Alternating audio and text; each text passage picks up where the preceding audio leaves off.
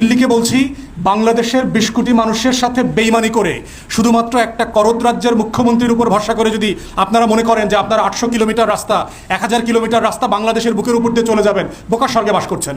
এইখানে ট্রেন পরানোর রাজনীতি আছে, স্লিপার খুলে ফেলা, ট্রেনের রাইন উঠায় দেওয়া, আগুন দিয়ে ট্রেনের বগি পরায় দিয়ে মানুষ মেরে ফেলা। আসসালামু আলাইকুম সুপ্রিয় দর্শক, আপনারা ইতিমধ্যে জানতে পেরেছেন প্রধানমন্ত্রীর চুক্তি সাপেক্ষে ভারতের ট্রেন বাংলাদেশের ভিতর দিয়ে চলাচল করবে। এ সম্পর্কে বলতে গিয়ে ব্যারিস্টার ফুয়াদ বলেছেন, বাংলাদেশে নিজেদের কোন্দরে বিএনপি, আওয়ামী লীগ তারা নিজেরা ট্রেন পোড়াপুড়ি করে, সেখানে বাংলাদেশের জনগণকে অখুশি রেখে ভারতের ট্রেন বাংলাদেশের ভিতর দিয়ে ৮০০ থেকে ১০০০ কিলোমিটার পথ পাড়ি দিবে, এটা ভারত ভাবে কি করে?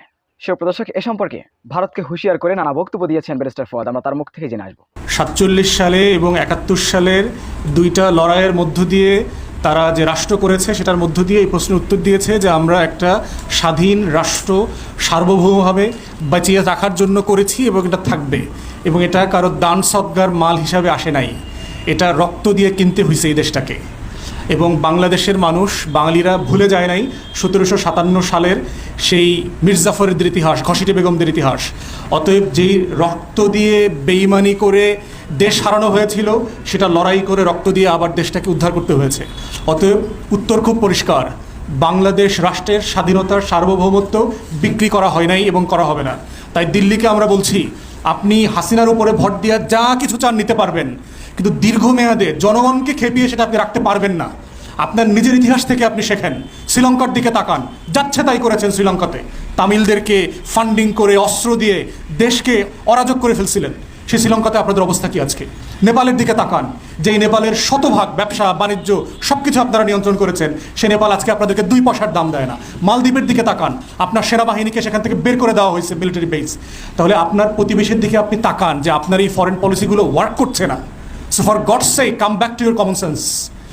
এই জন্য দিল্লিকে বলছি, বাংলাদেশের ২০ কোটি মানুষের সাথে বেইমানি করে শুধুমাত্র একটা করদ রাজ্যের মুখ্যমন্ত্রীর উপর ভরসা করে যদি আপনারা মনে করেন যে আপনারা ৮০০ কিলোমিটার রাস্তা ১০০০ কিলোমিটার রাস্তা বাংলাদেশের বুকের উপর দিয়ে চলে যাবেন, বোকার স্বর্গে বাস করছেন।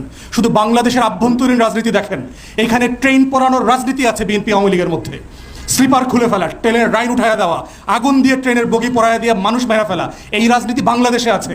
আপনি ৮০০ কিলোমিটার রাস্তা ট্রেন নিয়ে যাবেন এখান থেকে নিরাপদে? এটা প্র্যাকটিক্যালি সম্ভব? বাংলাদেশের মানুষকে খুশি না করে একটা অগণতান্ত্রিক রাজ্যের সাথে, মুখ্যমন্ত্রীর সাথে চুক্তি করে? অসম্ভব ব্যাপার, হইতেই পারে না। কানেক্টিভিটি হইতেই পারে। আমিও নেপালে যেতে চাই শিলিগুড়ি দিয়ে, আমিও উত্তর দিনাজপুর হয়ে আমি ভুটানে যেতে চাই, আমার ট্রাক যেতে চায়, ব্যবসা করবে, পেঁয়াজ আনবে, বিদ্যুৎ আনবে। আপনিও বাংলাদেশের উপর দিয়ে যান, ত্রিপুরায় যান, কুমিল্লা হয়ে, আমার কোনো সমস্যা নাই। কিন্তু শুধু আপনি নেবেন, আমি কিছু পাবো না, আমি দেবো না, এটা তো চুক্তি হতে পারে না। আপনি বার্মা থেকে গ্যাসের পাইপলাইন নিয়ে যাবেন বাংলাদেশের উপর দিয়ে, কিন্তু বার্মা গ্যাস আবার আমাকে বিক্রি করতে পারবে না, সেটা কেমন কথা হলো? অতএব আমরা কানেক্টিভিটির বিপক্ষে না, কিন্তু সেই কানেক্টিভিটি মিউচুয়াল ইন্টারেস্টের উপর ভিত্তি করে হইতে হবে। এটা একপাক্ষিক হলে দিল্লিকে মনে রাখতে হবে আপনার নিজের ইতিহাস সাক্ষী, এটা আপনি ডিসফাংশনাল হয়ে যাবে, এটা আপনি মেনটেন করতে পারবেন না। চুক্তি শেষ না, লং টার্মে এই স্বার্থ ধরে রাখাটা হলো বড় চ্যালেঞ্জ। এই জন্য আমরা বলছি যে আমাদের রক্তাক্ত স্বাধীনতার ইতিহাসকে কোনোভাবে ছোট করবেন না। আমরা রক্ত দিয়ে দেশ স্বাধীন করেছি, কারণ দান সৎগার বাংলাদেশ না, কোনোভাবে ছোট করবেন না। শেখ হাসিনা, শেখ পরিবার আর আওয়ামী লীগ বাংলাদেশ না। বাংলাদেশ অনেক বড়, ২০ কোটি মানুষের বাংলাদেশ, মুক্তিযোদ্ধাদের বাংলাদেশ। অতএব এই বাংলাদেশ বিক্রি হইতে দেওয়া যাবে না এবং হবে না ইনশাআল্লাহ। আপনারা দেখেছেন গত কয়েকদিন আগে ২ দিনের সফরে বাংলাদেশের এই দখলদার সরকারের একটা ডেলিগেশন দিল্লিতে গিয়েছিল, এবং ২ দিন সফর শেষে তারা বাংলাদেশে ফিরে এসছে। যে সফর, যে ছোটো ছোটো ব্রিফিংগুলো করা হয়েছে, তার মধ্য দিয়ে আমরা এই দিল্লি সফরের সাবস্ট্যান্স খুব বেশি জানতে পারি।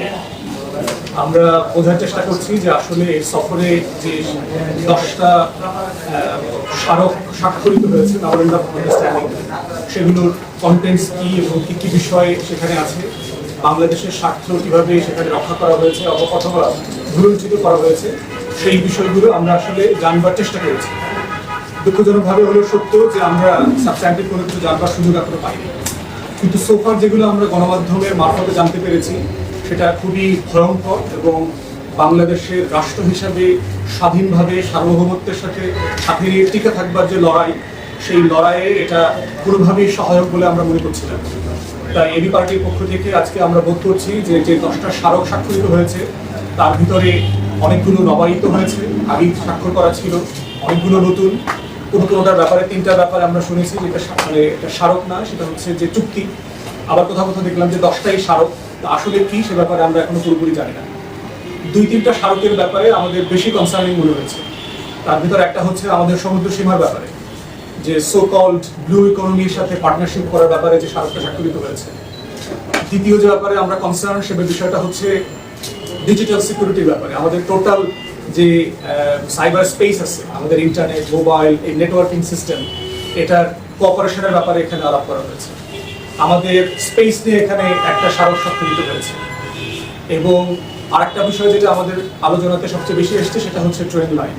আপনারা হয়তো জানেন যে ফখরুদ্দিন মঈনুদ্দিনের সময় যে একটা গাদ্দার সরকার ছিল 111-এ, তারা 2008 সালে একটা চুক্তি করেছিল ট্রান্স এশিয়ান কানেক্টিভিটির নামে। এবং সেখানে শুধু ভারত ছিল না, সেখানে চায়না ছিল, নেপাল ছিল, ভুটান ছিল, মালয়েশিয়া পর্যন্ত ছিল, যে একটা ট্রেন কানেক্টিভিটির মধ্য দিয়ে এই দেশগুলোর সাথে আমরা কিভাবে যোগাযোগ বাড়াতে পারি, যেটা বর্তমান বাস্তবতাতে দুনিয়ার গ্লোবাল স্ট্যান্ডার্ডে খুবই একটা ন্যাচারাল প্র্যাকটিস।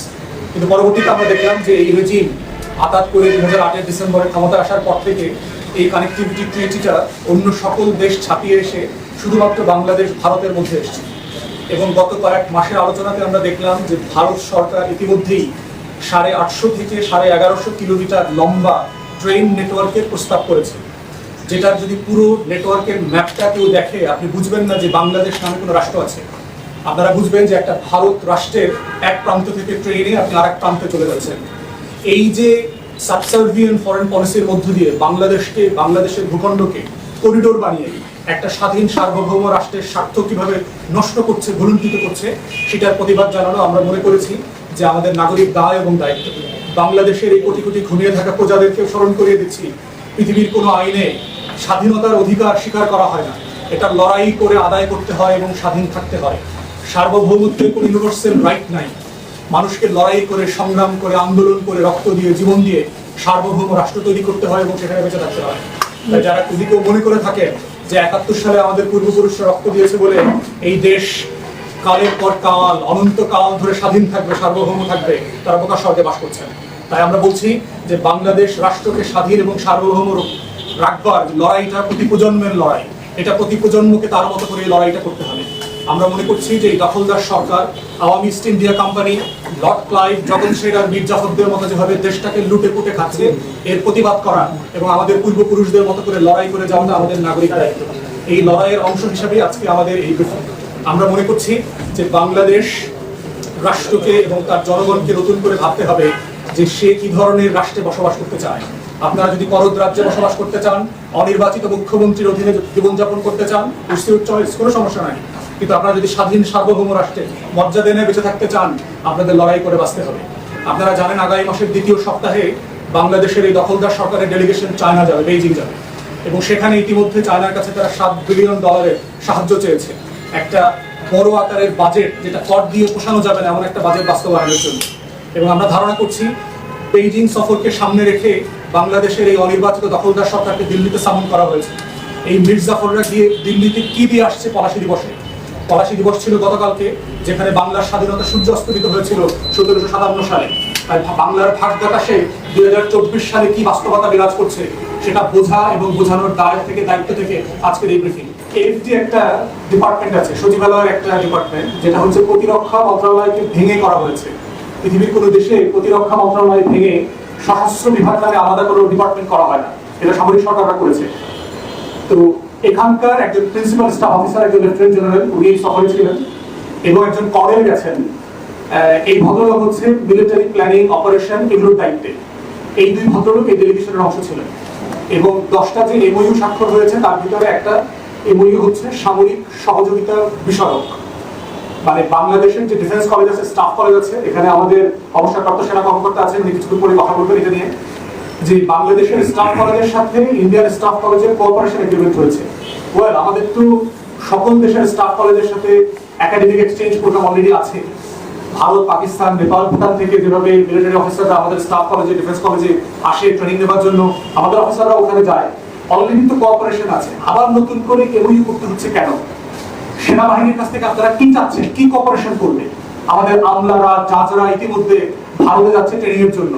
ভারত নিজেই একটা highly corrupt, dysfunctional bureaucratic country, যার নিজস্ব সিস্টেম ওয়ার্ক করে না। সে আরেকটা দেশকে কিভাবে ট্রেন করবে?